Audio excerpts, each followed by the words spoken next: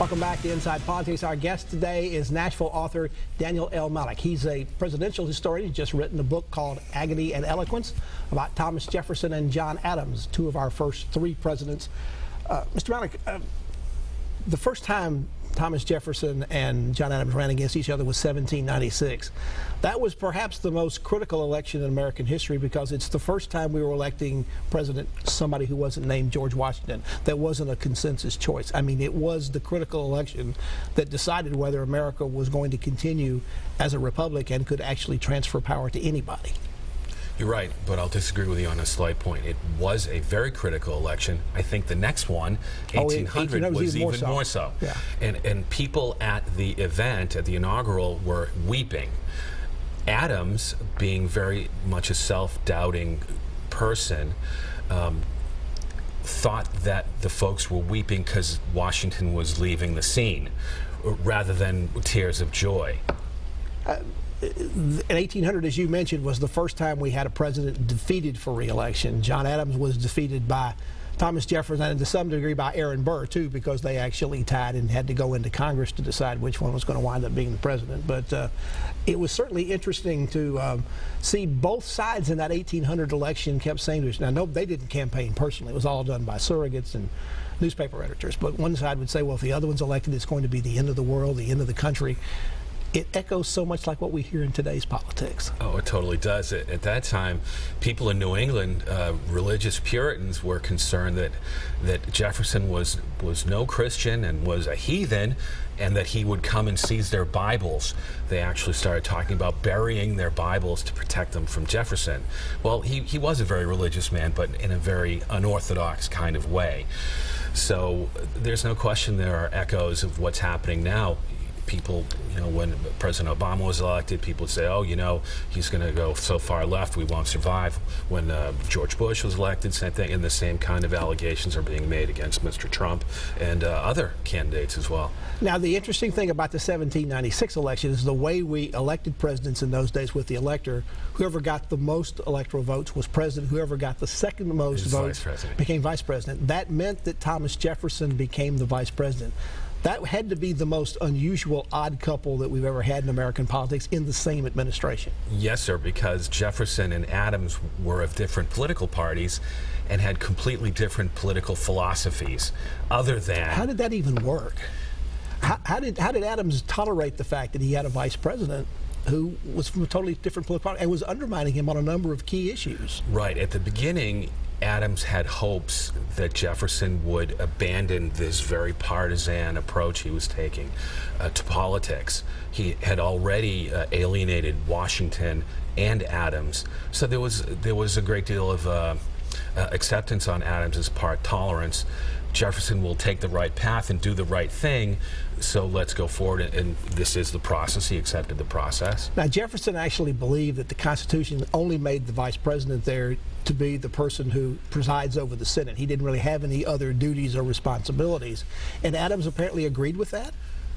Jefferson leveraged this concept so that he could be a lot more independent of the administration than if he was a deeply involved vice president. Once they understood that they didn't agree about France, policy on France, the revolution in general, Adams basically said, okay, and then Jefferson said, well, we never really talked about policy anymore. So Jefferson was very much uninvolved in the administration, mainly because he didn't agree with most anything they were doing. Jefferson did talk a lot to the French officials that were still in the country. Diplomatic relations formally had been ended, but there were still some French officials here. And he went and talked to them. Apparently, Adams must have known about them. But Adams had no idea what he talked to them about, apparently, because some of the things he talked about, borderline treason. At least the actions might have been interpreted that way. I agree with you, Pat. And it's still a disturbing concept for me, or a difficult word to say, relating to Jefferson. About a man that's considered usually among the top 5 presidents. Yeah, exactly. In the history of the country. With all the questionable things that are coming out, that have come out about Jefferson and his character and actions, he's still a hero to me, despite all these things. And it's taken a lot of acceptance on my part to say, okay, despite the fact that he's done this and this and this, I still consider him one of the great Americans. Now, to go back to the French Revolution for a second, that seems to have been the irritant that started the issue and continued to sort of bring them further and further apart, I think exasperated by both what happened in the two elections. People in this country might not understand. They've certainly studied and know about the French Revolution to some extent from the time they were in school. But it was such a major event in world history. And so many people in this country, particularly those who helped found the American Republic here, took sort of a personal ownership and responsibility for what was going on in France. They felt like they had in some ways almost caused what happened over in France. Yes and no. Adams and Jefferson both felt that they were responsible for the birth of the revolution. They didn't take responsibility for the implosion of the revolution. Adams felt that the revolution had gone wrong. He took a very Burkean kind of approach. He said that this is going to fail and the result will be dictatorship. This was his prediction. He turned out to be right. He was right. Jefferson's approach was a very generational approach. He didn't believe that the generation that started a revolution could finish it. He knew that there were multiple generations involved before they got to some point of freedom for the people and political rights and an eradication of tyranny.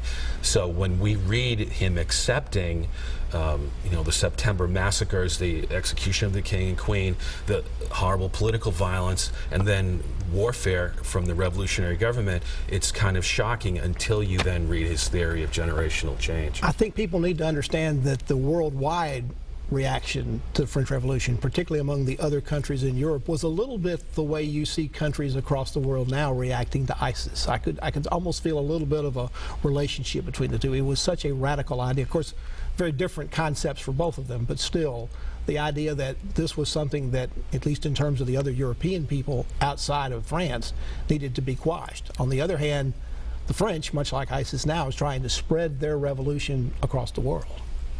Every monarchy in Europe felt threatened by the French Revolution. The United States at the beginning considered France a sister republic, until, from a lot of people, the execution of the king.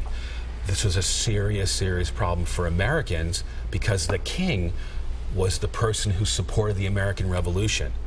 So all the agreements that the American government had made with the monarchist Bourbon government, people like Adams and Washington thought these were all now nullified because the monarch who supported the United States had been executed.